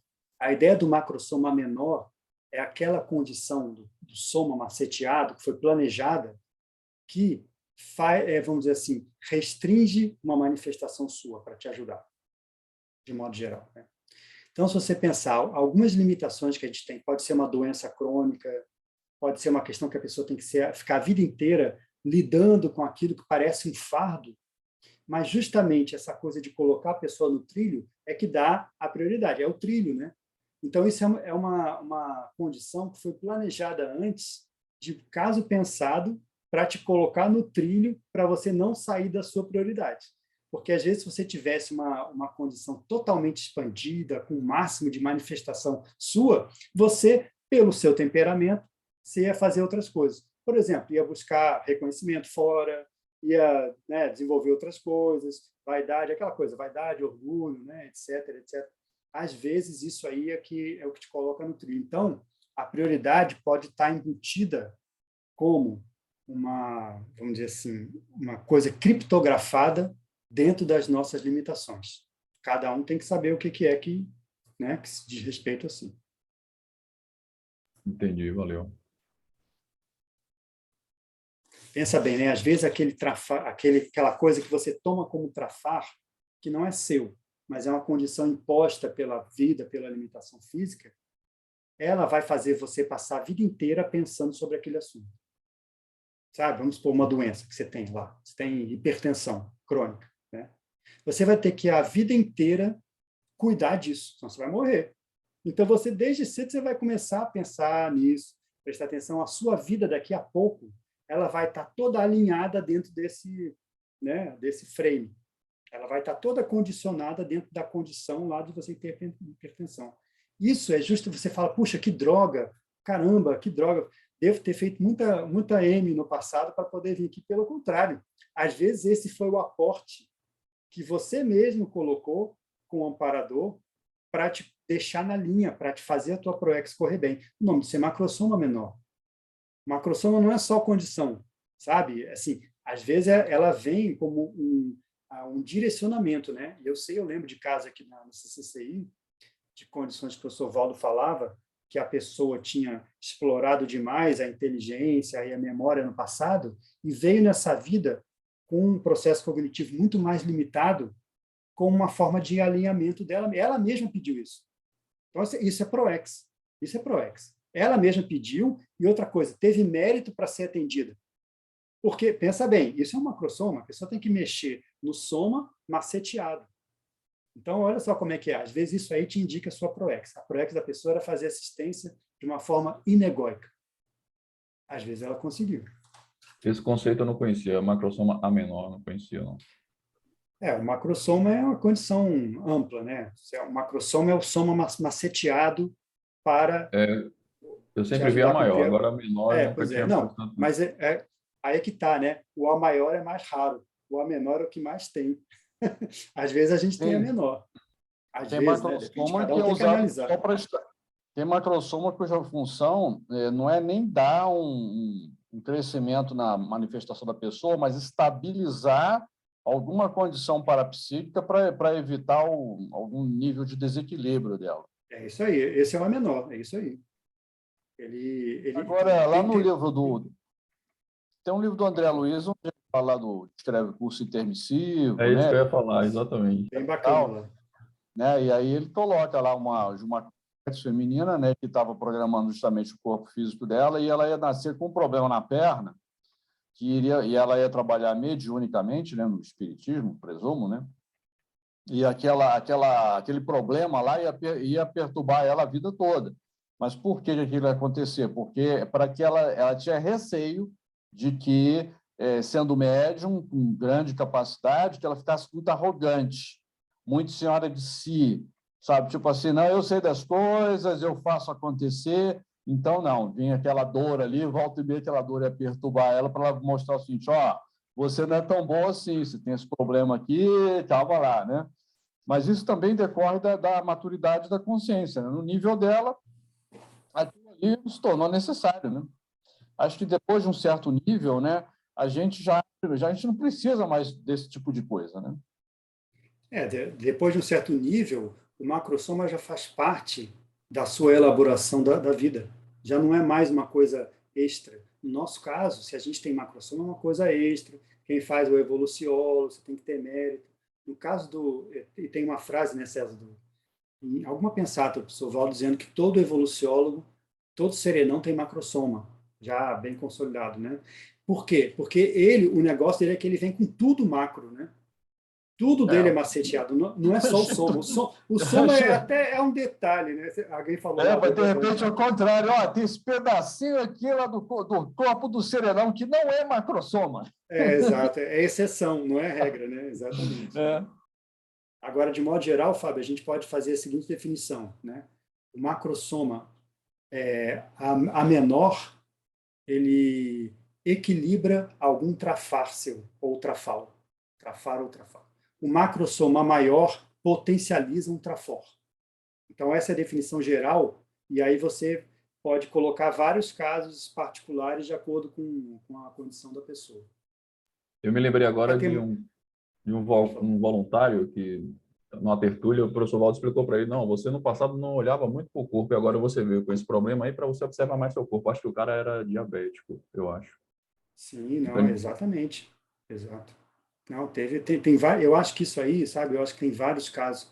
Eu acho que a gente pode olhar na nossa vida, a gente talvez tenha um nível de macrosoma, um percentual, né, de macrosoma nesse sentido, sim.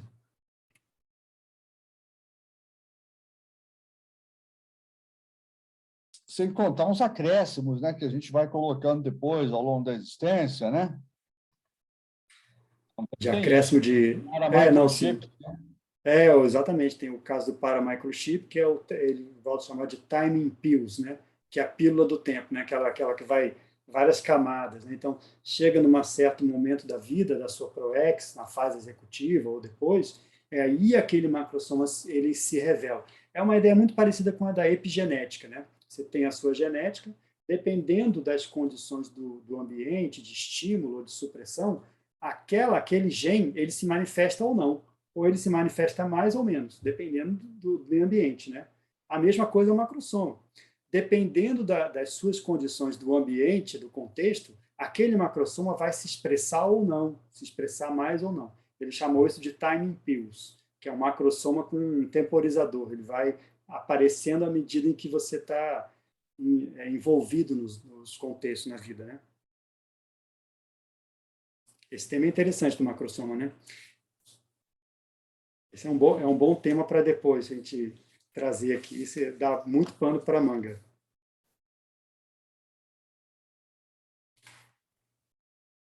O que mais, pessoal? Falando um pouquinho de prioridade, eu penso comigo assim, eu analisei minha vida assim, em percentual. Grande parte da minha vida a assistência foi feita, mas com pouca comunicabilidade. Sempre no anonimato, e muita assistência. Hoje, na Conscienciologia, dos últimos 12 anos, eu sou mais ligado ao trafar da comunicabilidade, sempre procurando desenvolver, me posicionando em todos os momentos. Então, eu observo assim, fiz muita assistência e com pouca comunicabilidade. E hoje eu vejo isso como sendo uma prioridade, essa reciclagem. Interessante, aí, né? Perfeito, um ótimo exemplo, é isso aí. A gente vai vendo as reciclagens, elas têm reciclagens prioritárias, tem reciclagens a médio prazo, tem reciclagens a longo prazo. Essas de curto prazo são as prioritárias, né? E às vezes, né, Rodolfo, é justamente aquilo que a gente está estudando do gargalo evolutivo, né? Qual é o gargalo que você precisa passar agora para que os seus projetos mais à frente se abram, né? Possam ser feitos, né? Às vezes é a comunicabilidade, né? Às vezes se você quer dar aula, se você quer ser professor, a comunicabilidade é a pri-pri, né? É a primeira prioridade que você tem que investir. Mas é claro, né? Se a gente pensar, a gente nunca faz uma coisa, depois a gente faz tudo junto, né? Então você vai dar aula, à medida que você vai desenvolver a comunicabilidade, à medida que vai estudar, vai desenvolver o mental soma, tudo junto. Perfeito. Mas é um bom exemplo esse, viu? E eu tô estamos juntos nessa, né? Que eu tenho como prioridade também desenvolver a minha comunicação, né? E tenho falado mais até aqui no Megacons e em cursos também, né? Como uma forma de, vamos dizer assim, melhorar esse aspecto que é prioritário. E aí, uma coisa interessante, quando você passa o gargalo, outras possibilidades se abrem, que você não pensava antes. Né? Você enxerga Sim. melhor. Aí você vai ver, agora que eu dou aula bem, deixa eu ver, então, o que é prioridade. Agora que eu já posso fazer isso. Que a gente falou lá, são as necessidades e as potencialidades. Agora, como é que eu vou reequilibrar as necessidades e potencialidades? Então, é isso aí. Agora, uma coisa importante, né, Rodolfo? Veja bem como é que dentro disso aí o megacons é importante. Se você começa a ter mais lucidez, também você passa um gargalo. Você fala assim, agora que eu estou mais lúcido, deixa eu ver o que é prioritário agora que eu já tenho lucidez. Né? Então, às vezes, por exemplo, a prioridade da pessoa é ter lucidez. Ela não tá lúcida. Às vezes, a prioridade da pessoa é sair do assédio crônico que ela está. Não tem nada a ver com dispersidade, nem com TENEPS. Minha prioridade agora é parar com esse assédio em cima de mim. Aí ela vai se virar, vai fazer reciclagem. Né? Depois que ela ficar desassediada, vai assim, agora eu vou pensar em TENEPS. Então, é tudo uma bola, né, que vai, vamos dizer assim, uma sequência de eventos. Sim, perfeito. Muito bom. Você vê, né? O posicionamento que eu achei importante, porque a comunicabilidade é se posicionar, é falar, é colocar em prática. E quando isso acontece, a reciclagem automaticamente é dominada. E às vezes, Rodolfo, eu sei, eu estou falando de mim também, eu conheço várias pessoas nessa situação.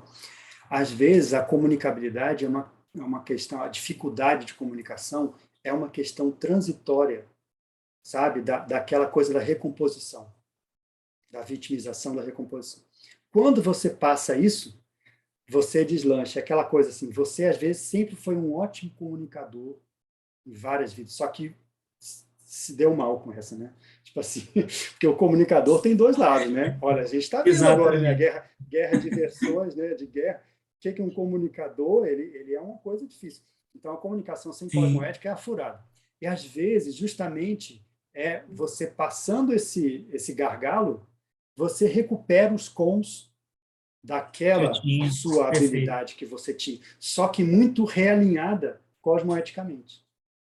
Então, é aquela coisa assim, você já tem tudo pronto, né? Só falta dar aquela alinhada. Ajustou o motor, vai embora. Então, às vezes, eu estou falando assim, às vezes não é uma coisa que você tem que ficar muito tempo nisso, né? Na desenvolver a comunicação. Às vezes é o gargalo, realmente. Perfeito. Está na minha ficha evolutiva, com certeza. Você sabe que eu posso só contar um caso aqui de um amigo nosso, que até vem aqui de vez em quando no Megacons, ele tinha muito problema de falar em público, né? E tinha muita dificuldade de se expressar, muito inteligente, mas tinha dificuldade. Uma vez ele chegou para o professor Valdo, há muito tempo atrás, lá no Leblon, quando era o IP, lá no Leblon, na Glória, o IPC. Aí ele falou para o Valdo assim, Valdo, eu tenho essa dificuldade de me expressar, então eu sinto que o meu laringochakra é bloqueado, então eu vou fazer o seguinte, eu vou ficar jogando, esterilizando energia para cá, para desbloquear e fazendo EV. Aí o Valdo falou assim, calma lá, não é assim que funciona. Há quanto tempo você não vem com isso? Isso não se resolve de uma vez por outra. Então, assim, vamos com calma, né? Eu estou querendo dizer o seguinte, prioridade não significa afobamento. Prioridade significa inteligência evolutiva. Né? Então, assim, é aquela coisa. Tem que ver a logística para a gente poder passar por isso bem. O Rodolfo, vou te dar uma sugestão que é assim, se você quer priorizar mais a questão da comunicabilidade, explore todas as formas de comunicabilidade possíveis, certo? Não só falar, escreva também. Escreva, fale na internet, pessoalmente, certo? Explore todos os aspectos possíveis, que uma comunicação puxa a outra. Sim. Mesmo que você não publique, né? É como se fosse escrever um artigo, escreve blog, artigo, comentários, qualquer coisa, seu diário pessoal, isso vai te ajudar com essa comunicabilidade. Agora, se você realmente tiver algumas travas que você precisar superar, sugiro apelar para PNL, Programação Neurolinguística, porque, como o nome diz, né, comunicação neurolinguística, né? Existe uma série de técnicas que permite a pessoa superar algumas travas, né? Que às vezes existem travas cognitivas. Então, tem técnicas que o pessoal estudou e que funcionam. Perfeito, César. Estamos juntos aí. Tem Eu queria fazer uma pergunta. Pode falar, Se não Sandra. tiver ninguém Vai na lá. frente. Então, boa Não, é tarde. você. Como eu não estou em casa, eu estou sem poder abrir a câmera. Mas, assim, aqui na taxologia, a prioridade momentosa, a do momento evolutivo crítico. Eu queria entender mais isso aqui, assim, a questão, o que se chama crítico? Assim, porque pode ser considerado relativo, momento e essas evolutivo crítico, assim. Momentoso eu entendi, que é o momento que a pessoa está passando. Mas, assim, no momento evolutivo crítico, eu queria que quem pudesse ampliar aí, por favor. Eu posso falar, depois, se alguém quiser falar, pode complementar, né? Às vezes a prioridade é crítica porque ela é aquilo que você precisa fazer para evitar um mal maior, né? Então, assim, ela é urgente e ela é crítica. Tem um verbete, Sandra, bem interessante para você ver aqui, ó. Deixa eu pegar aqui no paper, que é o seguinte, princípio da prioridade compulsória. Essa ideia é interessante, né? Assim, nem sempre, e é justamente isso que você está falando, né? Da criticidade da prioridade. Nem sempre a gente escolhe as prioridades, nem sempre é fruto do livre-arbítrio. Às vezes a prioridade se impõe pelas contingências, não é você que determinou. Então, essa é a criticidade, né? Aquilo que é crítico. Pô, se você está tendo um problema de saúde, ou você, sei lá, pegou Covid lá, né? Ficou mal. A prioridade, naquele momento, que é a prioridade compulsória, é o princípio da prioridade compulsória, que é o verbete, é o seguinte, você tem que restabelecer o seu soma. Ponto final. Ah, mas o livro, assim, não, cara, acabou. Naquele momento, as contingências ditaram para você que a sua prioridade é se restabelecer somaticamente. Ponto. Acabou. Depois você vê a outra, mas aquele momento é a criticidade, né? Porque se você não fizer isso, nenhuma das outras vai valer.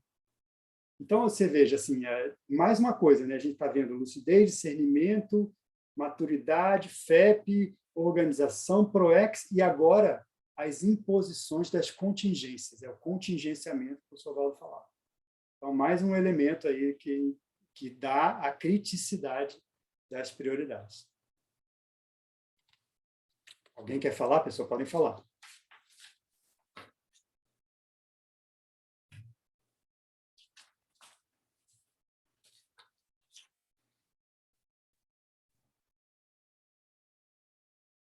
Porque muitas vezes, então, do jeito que você colocou aí, muitas vezes a prioridade ela não é algo que você determinou, né? É uma situação que talvez você esteja passando e aquilo, se você consegue reciclar, você consegue ampliar, né, a sua condição evolutiva. É isso. É isso aí, né? Assim, às vezes, isso aí é interessante, né, Sandra, para a gente fazer um link com aquilo que a gente estudou das escalas do curso Grupo Kármico. Quanto mais na interprisão você está, né, que é o primeira etapa, menos você pode traçar suas prioridades. Quanto mais na libertação, no estágio da libertação você está, ou seja, você não tem tanto rabo preso com o seu grupo, não está devendo tanto, mais liberdade para traçar as prioridades você tem. Então, a prioridade, ela navega nesse percentual, né? Qual é o seu percentual de livre-arbítrio, de libertação, melhor, para definir suas prioridades? Isso a gente tem que pensar, né? Assim, a gente vai traçar prioridade de acordo com aquilo que a gente pode e não com o que a gente quer. Então, são várias coisas interessantes, né? Sim. Eu estou falando lá, você tem uma responsabilidade com a sua família nuclear. Não interessa, você não pode escolher não ter. Não, eu quero ir para a minha família consciencial, eu resolvi que agora... Não, cara, não é assim. A sua prioridade é determinada pela sua interprisão com eles. Você está recompondo ali, na verdade. Está na fase da recomposição. Não pode querer ter uma prioridade de alguém que está na fase da libertação ou da policarmalidade. A prioridade de quem está na policarmalidade é outra, é macro, né? Por que é macro? Porque vamos dizer assim, as micro prioridades dela já estão mais ou menos atendidas. Aquela coisa, a pessoa está prestando atenção nisso. Então, ela pode já traçar uma coisa nova. Enquanto você ainda tem o rabo preso com o grupo, está na fase da recomposição, da vitimização, I'm sorry, né? Estou falando para todos nós, né? Nós todos estamos mais ou menos nessa aí, né? Salvo alguém que esteja anônimo, mas, de modo geral, todo mundo tem recomposição a ser feita. Essa recomposição limita a sua escolha de prioridades, seu livre-arbítrio. Realmente, tem muita lógica. Obrigada. Então, a prioridade evolutiva está sempre interligada com a interassistência, de alguma forma ou de outra, é interassistencial. Exato, é bem pontuado, John. Então, a gente pode falar assim, a gente está falando que cada caso é um caso, é verdade. Porém, a prioridade de todo mundo, se a gente fosse traçar um denominador comum, a prioridade é fazer assistência. Ponto. Né? Acho que ninguém discorda disso, né? Isso, na verdade, é um dos poucos consensos que tem, talvez, né? Todo mundo acha que a interassistência é importante e é prioritária. Por que é prioritária? Porque é justamente pela interassistência que você vai melhorar a sua ficha evolutiva, a sua FEP. Melhorando sua ficha evolutiva, você vai ter mais liberdade para traçar novas prioridades. Então, é aquela pedra no sapato, né? Tem que tirar a pedra no sapato. E a interassistência, a gente pode pensar que talvez seja, e provavelmente é, a maior de todas as técnicas evolutivas.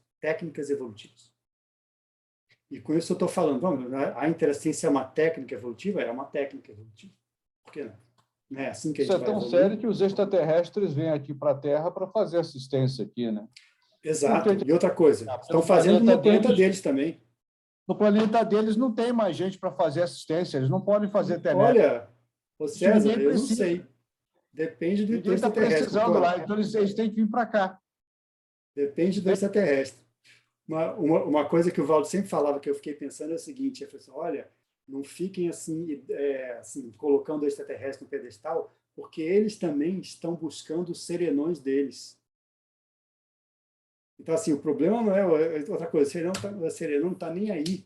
Ele já é multiterrestre, né? Vamos dizer assim, sei lá, politerrestre, sei lá como é que chama. Mas ele, assim, às vezes o extraterrestre ele está fazendo assistência aqui e, dependendo do nível, pode até estar recebendo. Olha só o caso do EM. O EM ele é um fruto de uma experiência, depois de muito tempo é que eu entendi isso, né? O EM, o amparador EM, que é o extraterrestre lá, ele é fruto de uma experiência, de um experimento científico multiplanetário.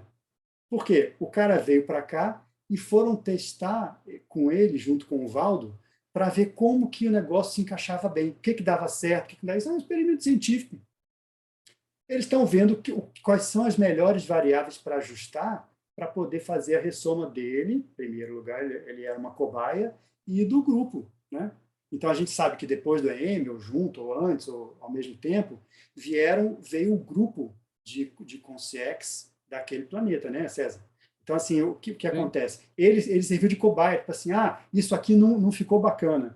Isso deu certo. E aí vão ajustando as coisas, né? Mas, professor, qual foi a diferença? Só porque isso se tornou público, né? Mas isso sempre acontece, né? A gente até discutiu uma vez sobre isso aqui. Isso sempre acontece. Agora, eu não sei, por exemplo, aqui, nesse nível, eu não sei se isso já tinha acontecido antes. O professor Valdo falou, foi a primeira vez que fizeram um experimento desse tipo, com esse, vamos dizer assim, com esse contexto, né? Talvez dessa envergadura, né? Porque dessa envergadura. Durou décadas, né? Décadas, né? Talvez. Pois a gente não sabe. Algumas experiências pontuais, né? Exato. E o psicossoma dele era muito diferente, era bem diferente. Era muito diferente. Muito diferente. Pois é. Aí você vê, naquele momento, voltando aqui, naquele momento, a prioridade era ajustar os psicossomas.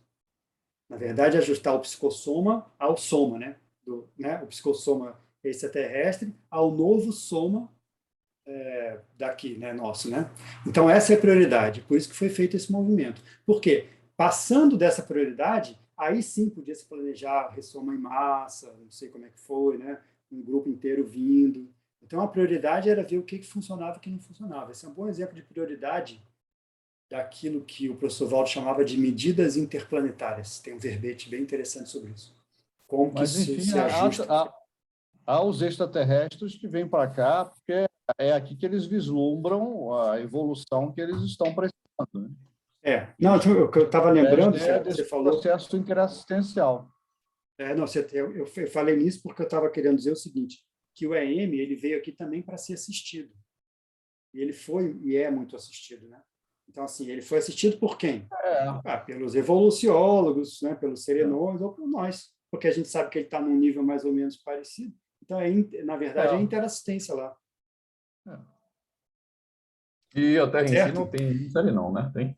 Não tem, nunca teve. É que, tipo, vieram de fora, não são daqui. Não tem tempo, o tempo que a Terra tem para alguém virar serenão aqui, uma consciência. Tem? Não, tem consciência. A própria monja, o Valdo falava que a monja ela não era serenona, se tornou serenona aqui. Então, tem. Sim, mas ela pode até, eu não sei se, eu nunca ouvi isso, né? Mas ela pode ter se tornado serenona aqui, mas ela veio para cá em que nível? Será que ela veio já como O Valdo coloca há muito tempo atrás, ela era filha dele. Não, se você pensa, olha só, ele colocava assim, ela já era forte naquela época, então, ou não era uma serenona, já era um nível avançado, serenona não era. Então, leva a crer que ela se tornou serenona aqui. Tem que ver a história evolutiva da holobiografia de cada um. Mas, enfim, isso aí é um assunto polêmico, né? Que ainda... Esse é um assunto, César, que a gente depois vai discutir lá nos bastidores, né? Que aí a gente faz uma pesquisa de campo, vê lá quem são os caras, né? Quem não são, né? A gente vai ver, nossa, olha só.